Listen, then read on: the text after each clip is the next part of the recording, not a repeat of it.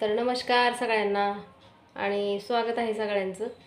तर आता माही आणि माहीचा पप्पा गेला सलाईन लावायला दोघं पण, आणि म्हणलं पीठ भरून घेते गव्हाचं.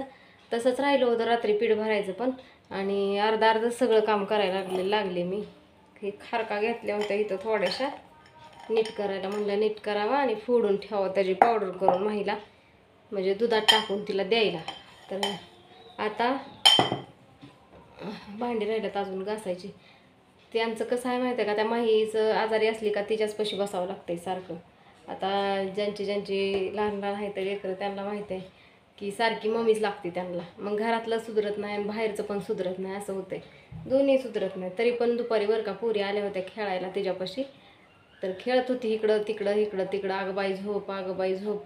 आता तिला डॉक्टरांनी ह्यांना पण सांगितलंय पूर्ण आराम करायचा सांगितलाय, आणि त्यांना तर चालायला नाही सांगितलं, कारण की चाललं ना त्यांचं असं पाय सुजतात सगळं दोन्ही पण, त्यामुळे त्यांना चालायला नाही जास्त सांगितलं.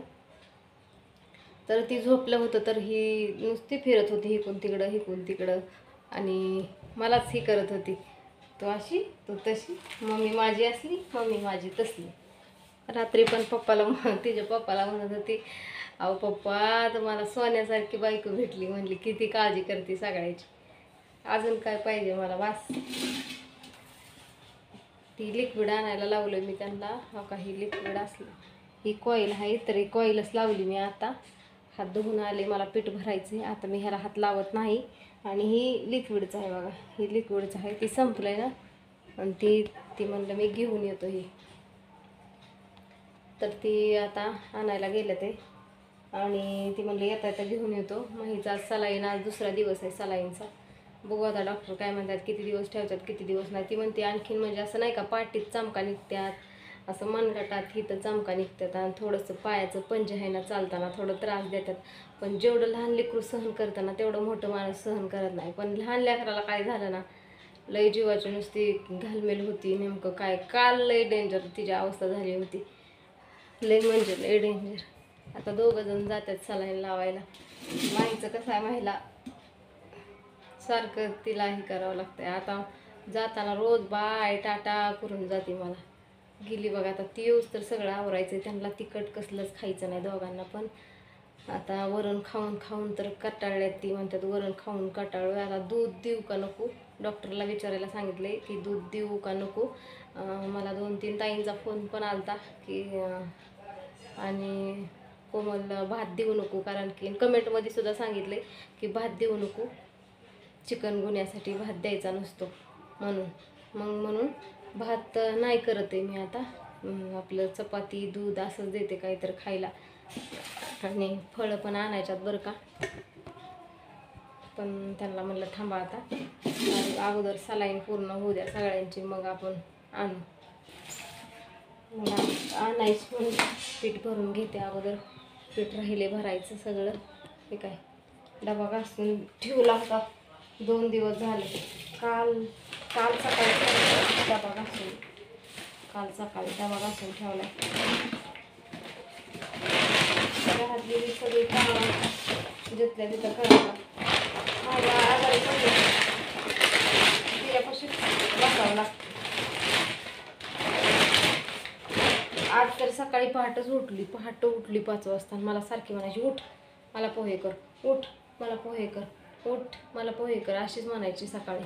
मग सकाळी मला तिने 5 वाजताच उठवलं होतं. आज मी 5 वाजताच उठले होते, आणि त्यात जागून जागून जागून जागून डोकं दुखतंय,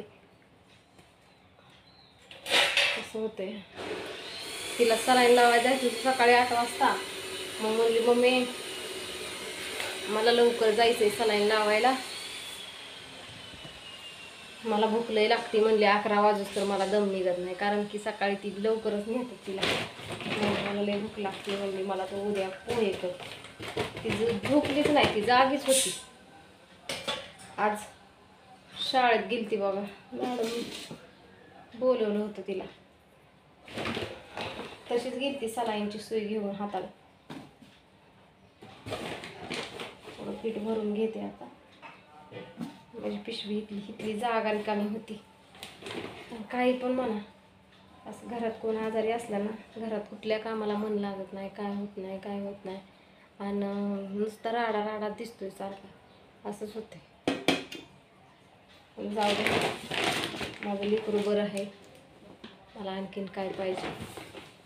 आता होईल हळूहळू बरी. मॅडमने सांगितले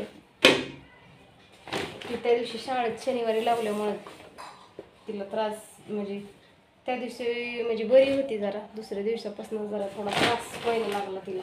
डॉक्टर म्हणले तुम्ही कशाला लावायची, मी नको म्हणलं होतं लावायला तुम्हाला.